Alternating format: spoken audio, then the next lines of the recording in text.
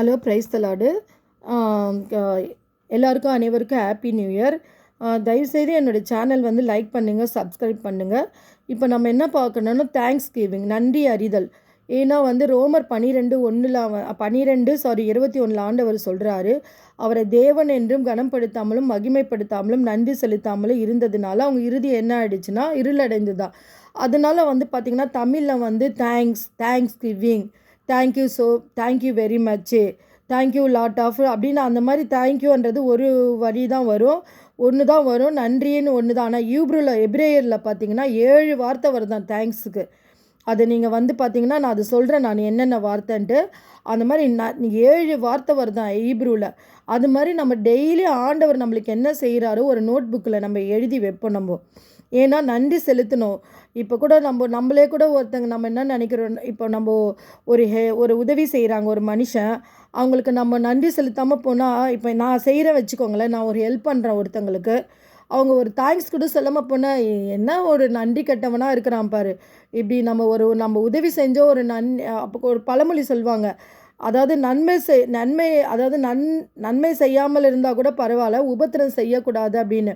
இப்போ நம்மக்கிட்ட ஹெல்ப்பு வாங்கிட்டு போயிட்டு அவங்கள ஒரு தேங்க்ஸ் சொல்லனா நம்ம மனசு எவ்வளோ ஹர்ட் ஆகும் இல்லையா? ஹர்ட் ஆகும், அபண்டட் ஆகிறோம் இல்லையா? அந்த மாதிரி தான் ஆண்டவரும் அவரை ரோமர் வந்து 1:21 அவரை தேவன் என்று மகிமைப்படுத்தாமலும் கனப்படுத்தாமலும் சோத்திராமலும் இருந்ததுனால அவங்களுடைய இறுதி என்ன ஆயிடுச்சுன்னா இருள் அடைஞ்சது. அதனால ஆண்டவர்கிட்ட நம்ம நன்றி சொல்லலாம். டெய்லி நீங்கள் எழுதி வைங்க. ஒரு நாளைக்கு வந்து ஒருத்தர் வந்து எப்போ பார்த்தாலும், நான் ஒரு கதை சொல்கிறேன், ஒருத்தர் எப்போ பார்த்தாலும் என்ன ஆச்சுன்னா சோகமாக இருப்பாராம். எப்போவுமே வந்து துக்க முகமாக, அவர் சிரிக்கவே மாட்டாராம், துக்க முகமாகவே இருப்பாராம். அதுக்கப்புறம் வந்து அப்போ வந்து ஒரு ஊழியக்காரர் வந்து இது மாதிரி சொன்னாராம், ஏன்ப்பா அந்த மாதிரி சோகமாக இருக்கிற, உனக்கு முகத்தில் சிரிப்பே வரமாட்டுது அப்படின்னு கேட்டதுக்கு, ஆமாம் என் வாழ்க்கையில் வந்து எனக்கு பலவீனம், என்னால் முடியல, என்னால் சொல்லிவிட்டு அப்படியே ஒரு மாதிரி அந்த இருக்கிற இடத்துலையே வந்து உக்காந்துக்கிட்டு ஒரு மாதிரி சோகமாக இருந்துக்கிட்டே இருப்பார். அப்போ அந்த ஊழியக்காரர் சொன்னாரா, உனக்கு ஆண்டவர் ஒரு நாளைக்கு நீ ஒன்றும் இல்லை 3 நன்மைகளை ஒரு நோட்டில் நீ எழுதினீன்னா உனக்கு வந்து அது ஒரு நாளைக்கு உனக்கு கடவுள் என்ன செய்கிறாரு உனக்கு அப்படின்னு சொல்லி நீ ஒரு நாளைக்கு 3 எழுது போதும் அப்படின்னு சொல்லிட்டு, அந்த மாதிரி நீ அப்போ எழுத சொன்னாராம். சரின்னு சொல்லிட்டு அவர் என்ன பண்ணாரோ ஒரு நோட்டை எடுத்து அந்த 3 நன்மைகளை எழுதினாராம். அப்புறம் அந்த ஊழியக்காரர் வந்தாராம், காமிப்பா என்னப்பா உனக்கு நன்மை செஞ்சாருன்னு.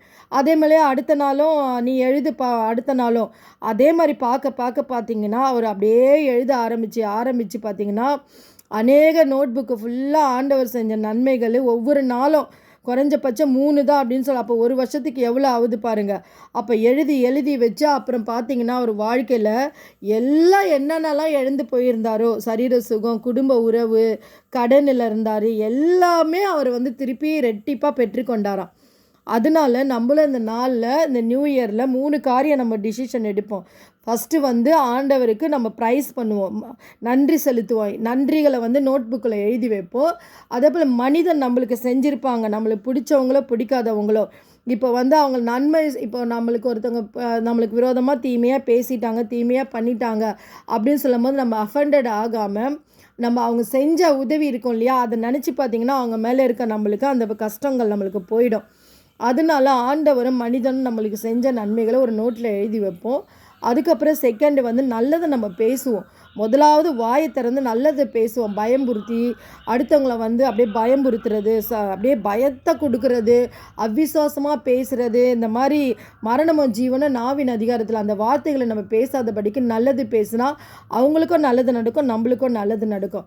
3வது காரியம், ஆண்டவருக்கு நம்மளுக்கு கொடுத்துருக்கிறார், நம்மளுக்கு சம்பாதிக்கிறதுக்கு பலனையும் சாமர்த்தியத்தையும் அந்த பேலன்ஸ் ஸ்ட்ரென்த்து ஞானத்தை வந்து ஆண்டவர் தான் கொடுக்குறாரு. அவருக்கு கொடுத்தது அந்த நம்ம திருப்பி அந்த தசம பாகம் காணிக்கை கொடுப்போம், ஏழை எளியவர்களுக்கும் கொடுப்போம். இந்த 3 காரியம் தீர்மானம் எடுங்க. நான் தீர்மானம் எடுத்திருக்கிறேன். அது தீர்மானம் எடுத்ததின்படியாக நான் பார்த்தீங்கன்னா டெய்லி நான் நோட்டில் வந்துட்டு எனக்கு ஆண்டவர் என்ன நன்மை செஞ்சாரோ அதை நான் எழுதி வச்சிட்ருக்கேன். அதை நான் எழுதுறதுனால தான் உங்களுக்கு நான் சொல்லிகிட்ருக்கிறேன் நான். இது ஏன்னா நன்றி அறிதல் உண்டு ஆண்டு, ஆசீர்வாதத்தின் ஆண்டு. இது ரொம்ப வந்து ஆசீர்வாதத்தின் ஆண்டு இது நம்மளுக்கு.